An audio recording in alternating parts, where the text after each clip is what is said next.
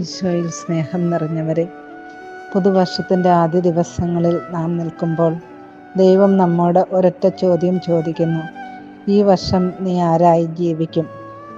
വിശുദ്ധ യോഹന്നാൻ ധൈര്യത്തോടെ പറഞ്ഞു: ഞാൻ ക്രിസ്തുവല്ല. അവൻ സ്വയം മുന്നിൽ വരാതെ ക്രിസ്തുവിന് വഴിയൊരുക്കുന്ന സാക്ഷിയായി നിന്നു. ഇന്ന് വിശുദ്ധ യോഹന്നാൻ എഴുതിയ 1-ാം ലേഖനത്തിൽ നമ്മെ അവിടുന്ന് ഓർമ്മിപ്പിക്കുന്നു. യേശുവാണ് ക്രിസ്തുവെന്ന സത്യത്തിൽ ഉറച്ചു നിൽക്കുമ്പോൾ പരിശുദ്ധാത്മാവ് നമ്മെ സത്യത്തിൽ നിലനിർത്തും. വിശുദ്ധ ബേസിൽ മെത്രാൻ ഇപ്രകാരം പറയുന്നു: പങ്കിടാതെ സൂക്ഷിക്കുന്ന അപ്പം വിശക്കുന്നവരുടേതാണ്. നമ്മുടെ വിശ്വാസം വാക്കുകളിലല്ല, പങ്കിടലിലാണ് തെളിയുന്നത്. ഈ പുതുവർഷത്തിൽ നമ്മൾ നമ്മളെ കാണിക്കരുത്. വിനയത്തിലും വിശ്വാസത്തിലും കരുണയിലും ക്രിസ്തുവിൻ്റെ സാക്ഷികളായി നമുക്ക് ജീവിക്കാം.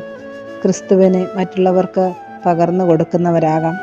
അതിന് ദൈവം നമ്മെ സമർത്ഥമായി അനുഗ്രഹിക്കട്ടെ.